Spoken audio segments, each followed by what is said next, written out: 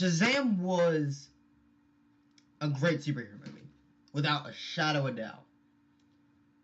The DC Universe had a rough start. I will give them that. I liked Man of Steel. You all know I loved BVS. Hated Suicide Squad. Wonder Woman was great. Justice League was... It was alright. Aquaman killed it. Shazam, it killed it. This movie was... It took something that fans like... Okay, I'll start over. This has to be, the shadow of doubt, the most accurate comic book movie I've ever seen. The DCU movies are probably the most iconic superhero movies I've ever seen. The characters, the cast, the story, the visuals, the costumes, the stunts, the superpowers, the references, the Easter eggs, everything. It nails it. And so I'm all over this place. I love this movie. This movie is great. It's not perfect, but it's great. You know, it just... I didn't do many reactions to this movie because my laptop, of course, was broken while all this was going on. But if I had done a reaction to these TV spots and trailers, you guys would have been amazed by my reaction. I love this movie piece by piece. My favorite thing about this movie is the cast. I loved every single character and every single cast member that was in this movie. Even the dude that got pepper sprayed in the park. Great. The guys that got thrown out the window at the convenience store. Great. The bullies at Freddy and Billy's school. Great. So, the movie starts off with a young Dr. Stavana. He's in the car with his father and his brother, who are being little a-holes and whatever. They're going out to Grandpa and Grandma's for Christmas, whatever. The wizard summons young Savannah to the cave, and he gets there and he's like, "What the heck?" And the wizard basically gives him the rundown of like, "I've chosen you to be the chosen one, the champion. You're gonna be the one that takes my place and defeats the 7 deadly sins." The 7 deadly sins manipulate Savannah into getting the eye. Wizard's like, "No, you can't have that." Sends him back into the car. And his brother and dad think he's crazier than he was before. So they start picking on him, and then they get into a car crash, whatever. And that was a great setup for the villain. And let me say this. The DCU villains are some of the best ones that they have right now. I'm going to say the 3 that are probably the best. King Orm, Black Manta, and Savannah. These are probably the 3 greatest DC villains that they have right now. And what a coincidence. They all didn't die in these movies. Like, I got why they didn't kill Black Manta, because, he's going to be the villain in sequels of Aquaman. But Savannah, he was great. Mark Strongman, he played one heck of a good villain, man. I loved his charisma. I loved his acting. I loved the expressions and all the things that he said and all the crazy stunts he got to do, man. It was great. So, then we cut to Billy, who had this motivation to find his mother, because that's the whole thing of Billy. He wants to know why he was an orphan, and yada yada. And what they did, man, with his character, the what's his name, Asher Angel, man, he played a great Billy Batson. Great. And this movie is probably the funniest DCU movie as of right now. And it is probably my second favorite DCU movie. Aquaman is number 1, Shazam is 2, and BVS is 3. This, I loved every single... Oh my... Zachary Levi, man, he killed it as Shazam. He murdered it. And I know some people are going to say, well, the 2 that played Billy and Shazam, they weren't, completely the same person, and the 14-year-old trying to be a superhero who's a grown man can't really pull it off. There are some scenes where okay, Zachary Levi, that's definitely him playing an adult, because, you know, he is an adult. But in some of the scenarios where Asher, I was like, yeah, that's what a 14-year-old would do if they were a superhero. So, you know, he gets arrested because he stole a cop car and he locked up 2 cops in a thrift store. But he was only doing that so he could find his mom. He eventually gets arrested, and they the foster family come and pick him up. And I didn't think a 2-hour movie could get me to fall in love with like 7 different family members. Like Freddie, what was the little girl's name? Darla and Victor. Those were my 3 favorite family members. Yo, Victor, man, he was funny. I would love to have a dad love him. I mean, what am I talking about? Keisha is just like Victor, man. He's lighthearted, he's funny, he's serious when he needs to be. But man, he played one good heck of a dad, man. The girl that got to play Darla, she was cute, and every time I saw her talk with Billy or Freddie, it felt just like in the comics. Like when they go to the school, Billy is like, you don't have to keep hugging me, you don't have to call me brother because we're not. And then you see her like get all sad and wimpy, and Freddie's just like, don't worry, he didn't really mean it or nothing. I bought that, man. I bought it. I bought, and then you could see in Billy's face, he was like, I didn't really mean it. He's just like, we're not, you know, blood. We're not related by blood. And this movie, man, it was so good. Like, you had the feels, you had the action, and you had the comedy aspect, man. It was just perfect, man. It was a nice blend. And Jack Dylan, man, great, man. He killed it playing Richie in It, and now he's playing in Freddy.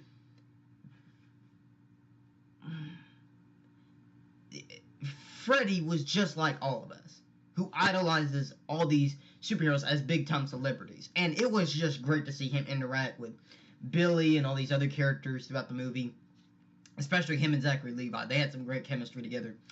I'm sure everyone had a good time with Zach on behind the scenes in the movie.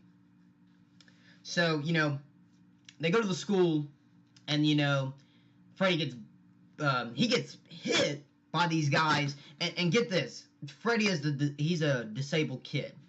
He gets hit by the bully's truck. They beat the crap out of him because, you know, he left a scar or a mark on their truck or whatever.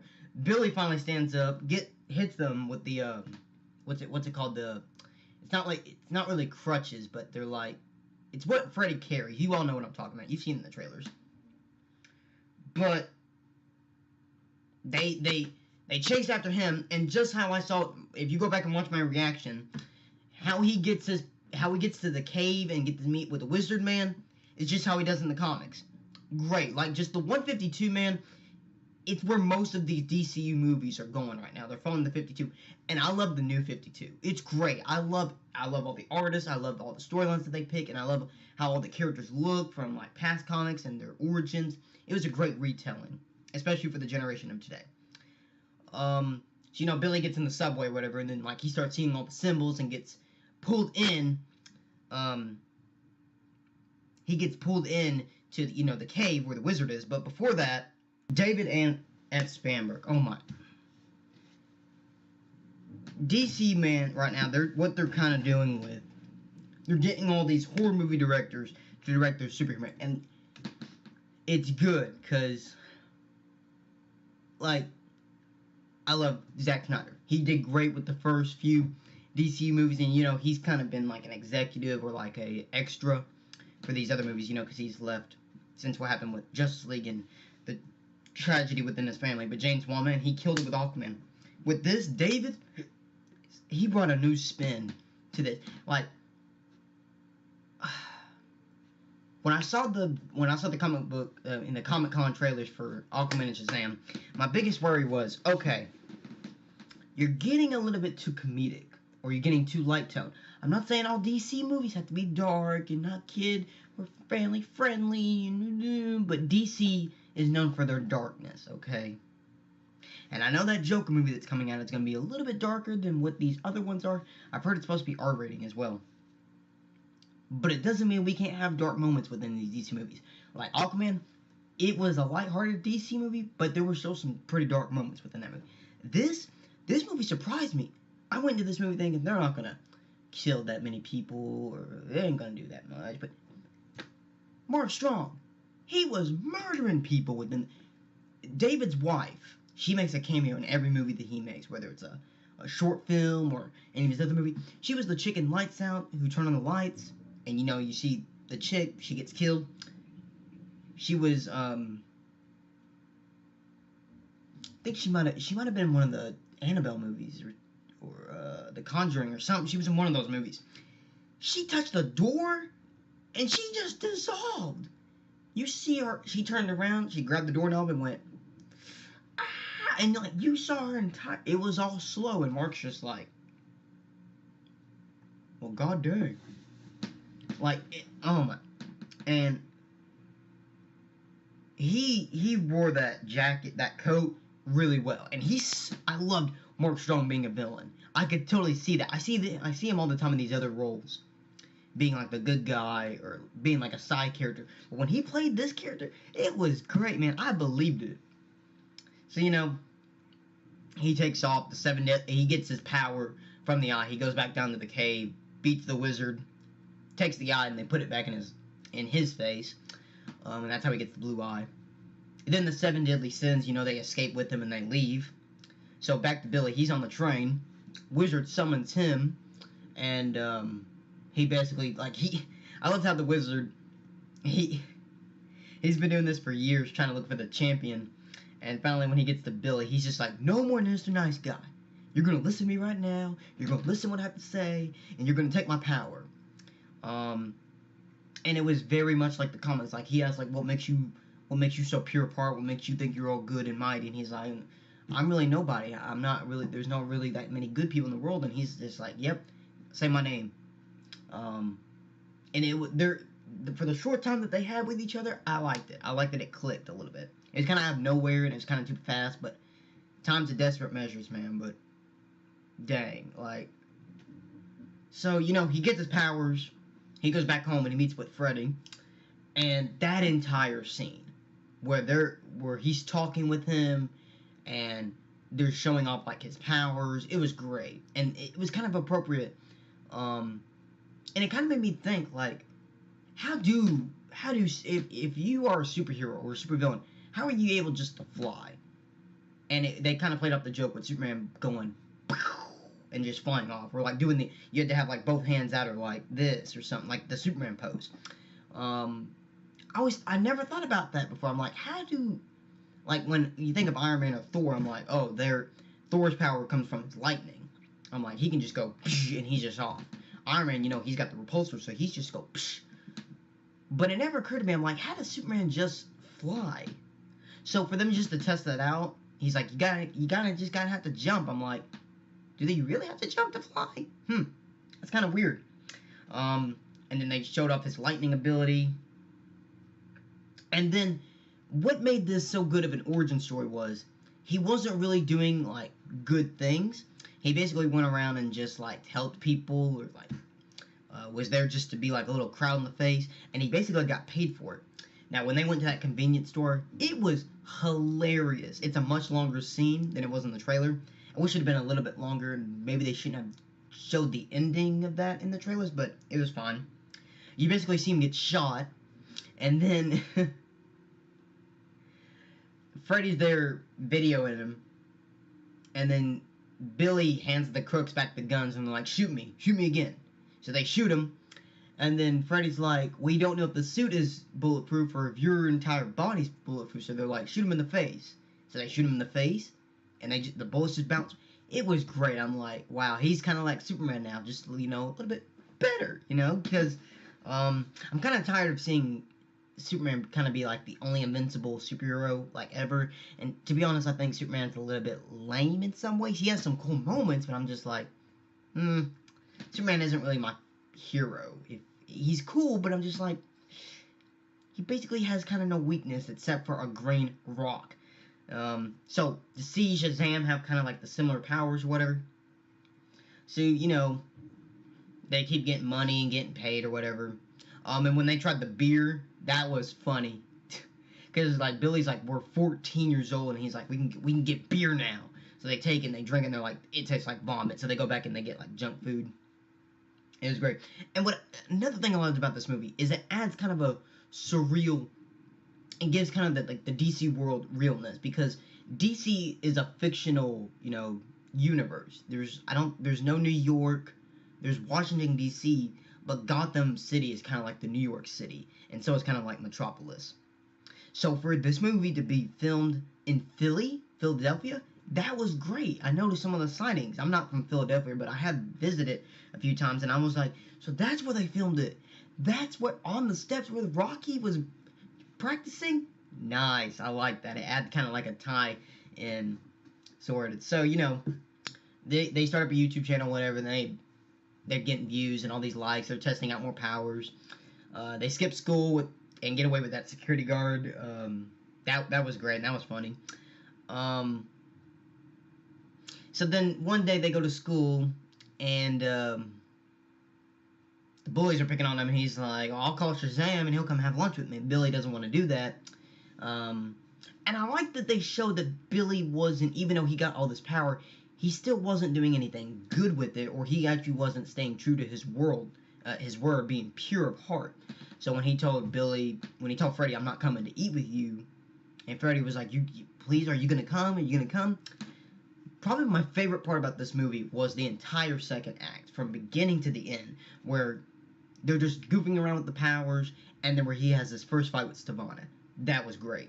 My favorite gag of the movie, he's standing on the steps, and he's just going, hands, line them with my hands, line them with my hands, to the Eye of the Tiger. I think that was great. I loved it. I got the most laugh out of that. So, they do that, and, he causes a bus wreck because he's just goofing off with his powers, going lightning hands. He goes to save them, and I like that he's afraid, because he's yet again 14, and he's caused something. So, he catches the bus, he lays it down, and he's telling all the passengers coming out, because they're like, thank you, thank you, thank you, and he's like, no, you kind of don't need to thank me, I'm the one that did it, but they're not listening to him. So, Freddy comes by, and he's like, you kind of screwed up, man, like, what are you doing? He's like, I'm 14, I'm a superhero, I basically look like an adult, I don't have to do whatever everybody has to say I have to do, I can finally be who I am. And he's like, you got this amazing power. He's like, I wish I could be like you, like, look at me. He's like, nobody really wants to look at me. And that was great, because it kind of touched on the reality of some things that people go through in life, where they want to be like someone else. So, Freddy leaves, and he's like, you turn out like a big old jerk. Then Stivana shows up out of nowhere, and he's just like, champion, what makes you so special? And to see Shazam get whooped, yo, man, he's like, oh, you're like a bad guy. Tries to punch him, and he's like, sends him flying. And when they showed how Billy could fly, that was great. I loved it. And that whole mall scene, great. And, like, how he was able to disappear within thin air, great. So, Billy goes back home and scared. His siblings have figured out who he is through the news and whatever, because the news is like, they see Shazam and then they see Freddy near him, and they're like talking, but there's no microphone or anything. So the siblings are like, oh, maybe Billy's Freddy, because is Shazam, because why else would Freddy be near a superhero? So, Billy goes back to his house. Freddy gets kidnapped by Stivana. He actually catches him. I loved his reaction. He was like, supervillain! So, Billy goes home. They get his journal that has, like, all the addresses to where he thinks his mom is. They finally what was it, Eugene, or, what was his name? I think it might have been Eugene, or, Pedro, one of the two. Eugene or Pedro, they found where his mother was, so he goes to his mom, and that scene was just heartbreaking. To hear that reveal, that she just... So basically what happened, at the very beginning of the movie, Billy's mom, she was 17 when she had Billy. And they went to this carnival, and... she loses him in the crowd because he dropped his toy. No, he didn't. It was not a toy. It was a compass. He dropped his compass. He picked it up and then he lost her. The cops find Billy, and they're like trying to find where his mom is. And when they reveal what she did, she basically just stood there and watched the cops take Billy like away and like put him in a foster home. I'm like, you gotta be kidding me. And that, I did understand why she did it, because she was like, she was about 19, she's about 19, 20. A single mom on her own. Her parents didn't like her. They didn't approve of what she did. The daddy walked out on her. But at the same time, no mother should do that to their kid. I don't care what state of mind you're in. I don't care what position you're in. You shouldn't do that unless it's necessary.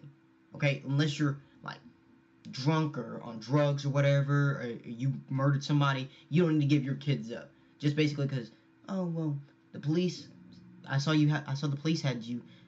You'd be better off with them. No! No! No!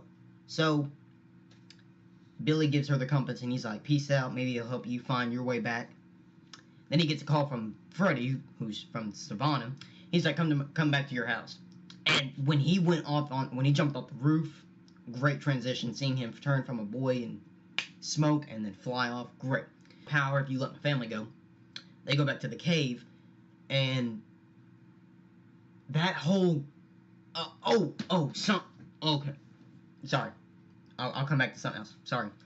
So anyway, they go back to the cave, and he's starting to transfer the power. All of a sudden, the kids show up with like a potato gun, some water bottles or like water balloons. Freddy's got the batarang replica that he got, and all the sins are out of Stevana's head right now. He throws the batarang. No. Billy grabs it and stabs him in the head. And they found out his weakness, which was actually pretty great. I like that, because something that I don't like about certain comic book movies. You have your superhero, and you get introduced to their origin. You give them the comic book accurate suits and powers, and then you get the villain who's comic book accurate suit, but has the same powers as a superhero. I hate that. And that's most what of the first Phase 1 Marvel movies are. They're basically like the same thing, and I hate that. And many people are like, well, Shazam and Dr. Savannah had the same powers. No, they didn't. No, they did not. Savannah did not have electricity powers. He had the power from the staff that he stole. He had the 7 deadly sins, having different personalities and different powers. One gave him the fly, one gave him the super strength, one gave him the ability to run fast or like travel fast. So, you know, they get out of the cave, which was pretty funny. They went through the strip club door. That was funny. So they go back to the amusement park where Billy's mom abandoned him, and they finally had the final showdown there. And so, you know, things happen, yada, yada, yada. So then finally, it gets to the big reveal. And I didn't think they were going to do this. I thought this would be later down in the other movies. So Billy gets a hold of the staff. He tricks Devonna. And he's like, all hands on deck. Which is what Victor says at the dinner table. He's like, all hands on deck. So Billy grabs the staff. And he's like, all hands on deck. And all the other kids put their hands on the staff. And he's like, you say my name. And that was funny. They all went, Billy! And he's like, no, say my name, the one that I transformed into this guy. And they go, Shazam! They did the Shazam family storyline. I don't know what adult actors they got to play these kids, but each one looked like them. The one that played Darla, that was probably the best one. The suits were great. The powers that they possessed, great. They all weren't the same as Shazam because each one did something different. Darla traveled faster. Freddy could fly. Pedro was super fast. Eugene had the electricity, and I can't remember what was Mary's power. I can't remember. I have to go back and rewatch it. Anyway, Stevana, they all devised a plan. They're like, if we separate each of the sins and we take them out, Stevana's basically weak. So they're saving all the people. Stefana's chasing after Billy. Billy's chasing, and then my second favorite gag is where they're a mile away, and Stefana's like giving a badass speech, his monologuing, and Billy's like, "You're a mile away, I can't hear you." It was great. It was pretty funny. So they get on the rooftop, and I like how usually with comic book movies you don't get to see all the superheroes' powers. With Shazam, I believe you saw every single superpower that he possessed, because each letter that says Shazam reads out all the gods that give him his power. So when it came to, he did lightning, he did super strength, he had super speed, lightning manipulation, and then it got down to his brain, because most of the movie he's using his brawn. But when it came to outsmarting Savannah, great. He's like, little old Envy won't want to come out and play. He's in there just being a little wuss. And when he came out, great. He finally outsmarted him. So, stops the bad guy. They save the day. And then you get to where Billy accepts his new family. All hands on deck. Great. And then you get to the big, reveal at the very end. And it wasn't the best reveal, but it was great. How they all tied in the DC movies. So, Freddy's there eating lunch by himself, and then all his siblings come and eat with him, because they're like, we got our schedules changed or whatever. Then you see Shazam come in. He's like, Freddy, my best friend right here. He taught me everything I know how to be a superhero.